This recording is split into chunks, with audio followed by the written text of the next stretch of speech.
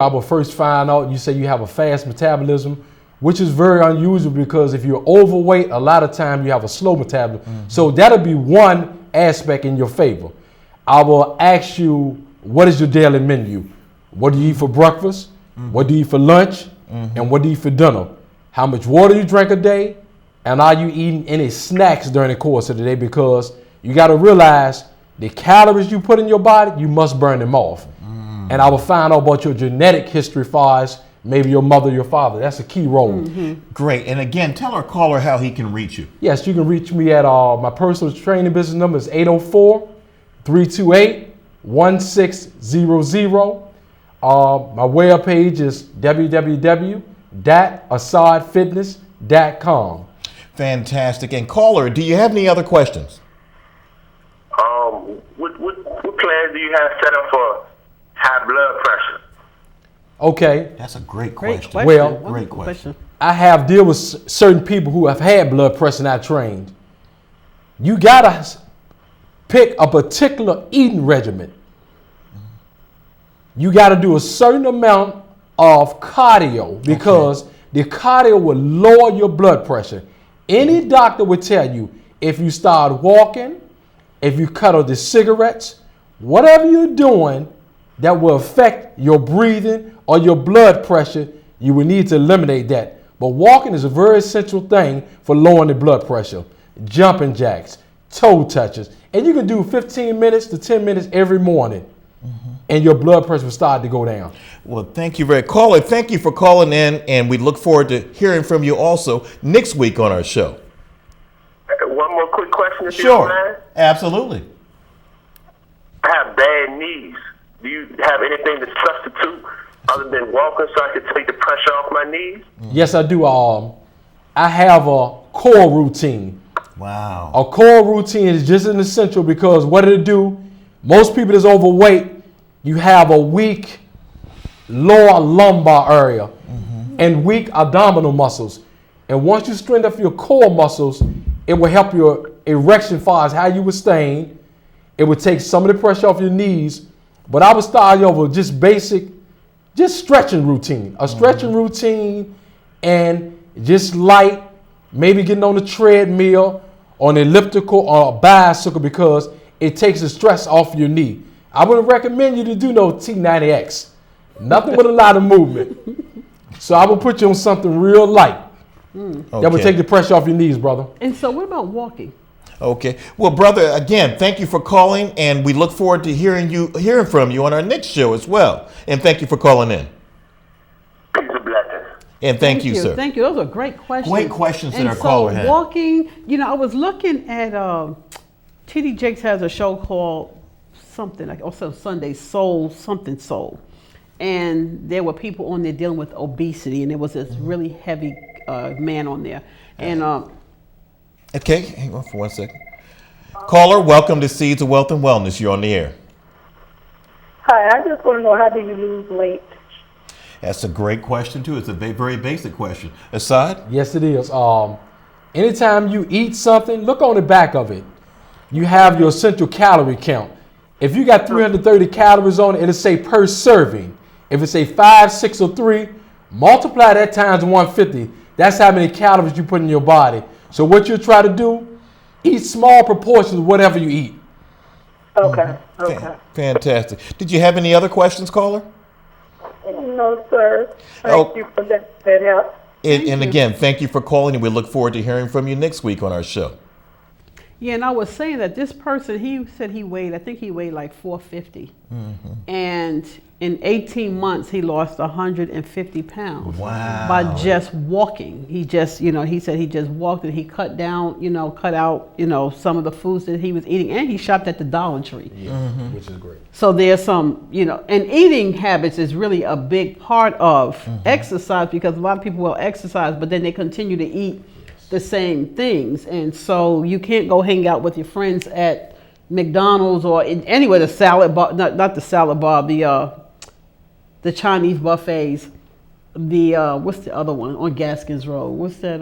Golden Corral. Golden Corral. Yeah, those places where food is plentiful. It's, so there are habits that people have to kind of break in terms of wanting to maintain a healthy lifestyle. You would have to have a great deal of discipline. I really like what Hassad had shared with us. He explained to the caller that look on the back. If the package is 330 calories per serving, I know that I'm going to have to do something to burn off those 330 calories. You know, I just can't eat it. And then if it's 5 servings, I have to 330 times 5. And so now I done put over 1,500 calories in my body. And so now I realize I would have to talk to Hassad to determine what regimen with my body chemistry am I going to have to do to burn off those 1,500 calories.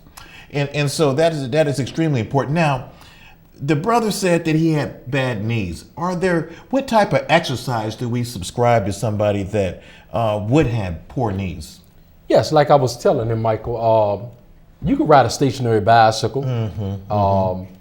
It's low impact exercises that you can do. You would do a lot of core exercise. Okay.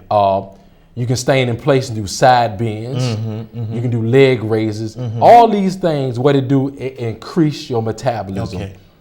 Now you mentioned low impact, so tell me, let's transverse that, let's reverse that. What are high impact exercises? Michael, high impact exercise are you're doing a lot of movement in circuits in a certain particular time.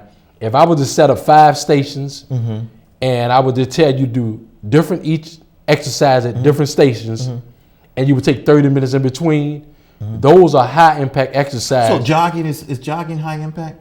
All depends on the pace you jog at. Okay, and whether it's concrete or grass? Right. Jumping jacks? Jumping jacks is a high impact. High impact. Yes. Okay. Yes. Okay. Unless you cushion. Now, most people got bad knees. If you're doing jumping jacks, you want to have something up under you that would absorb the impact on your knees. So basically what you're saying, low impact is basically kind of like being still. It's like you're stationary for the most part. So it's not pouncing. You're kind of just being still. So you may be doing leg lifts, but you're laying down. So there's only one part of your body that's moving. But anytime you have to get the whole body involved, so you're kind of thinking about high impact on some level. Yes, at a particular speed.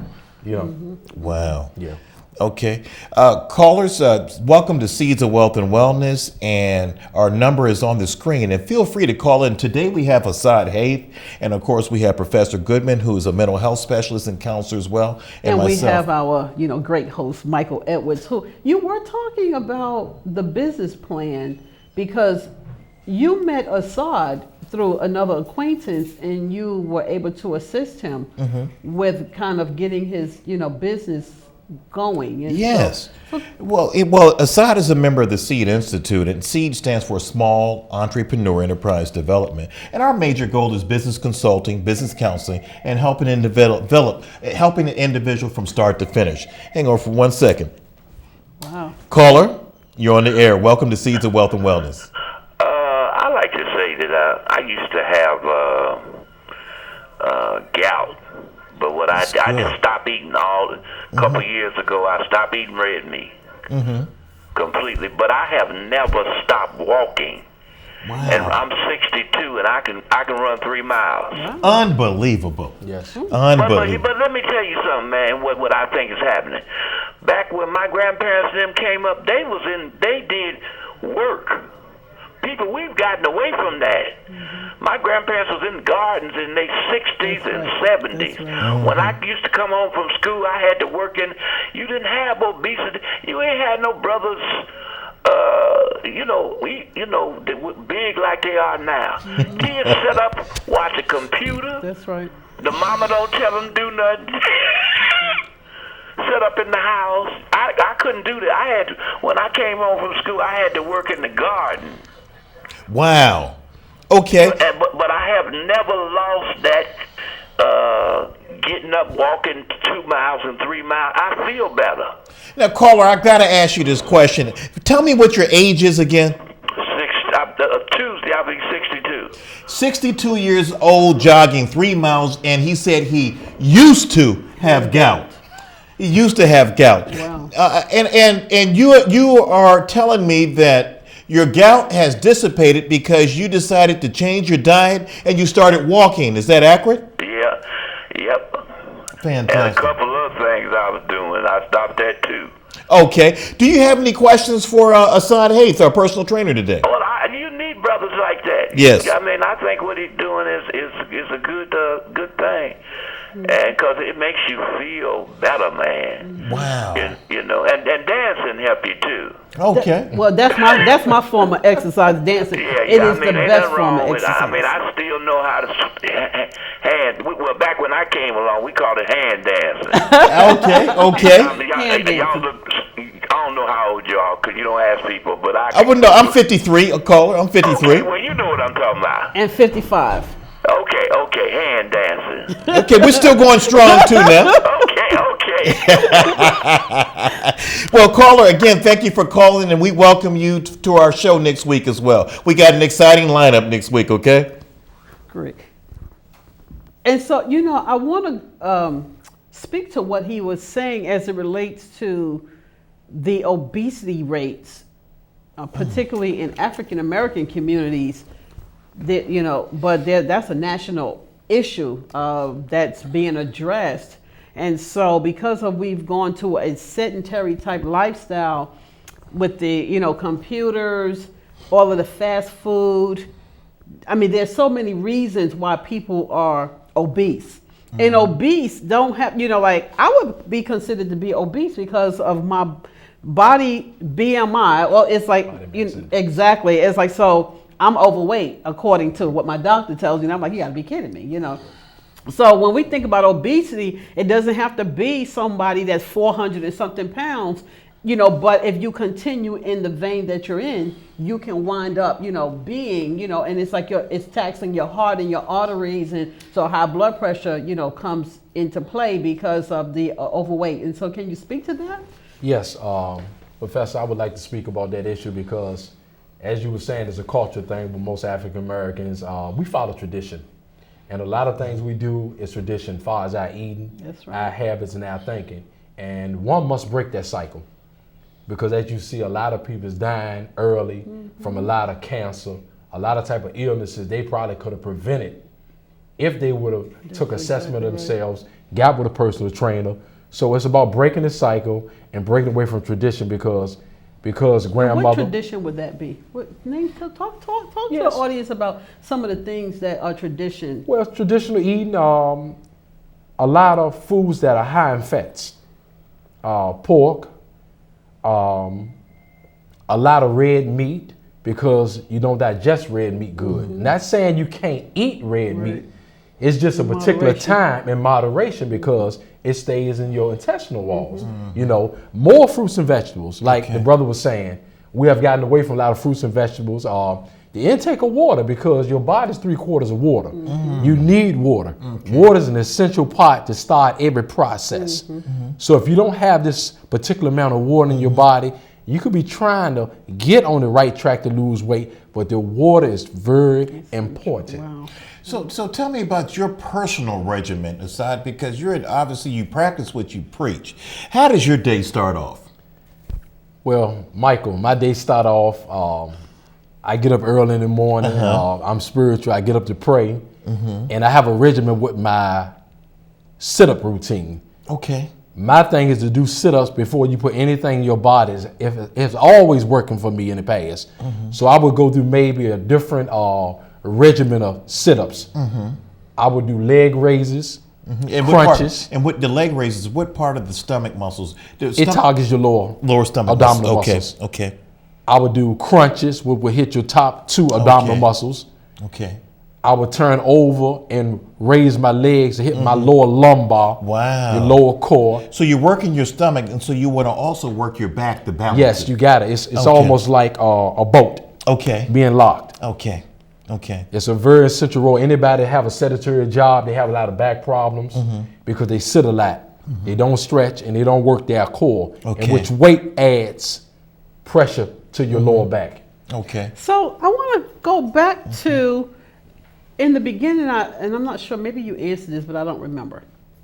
So what is the thing that piqued your interest in this? Like, why did you decide that you wanted to be a personal weight trainer?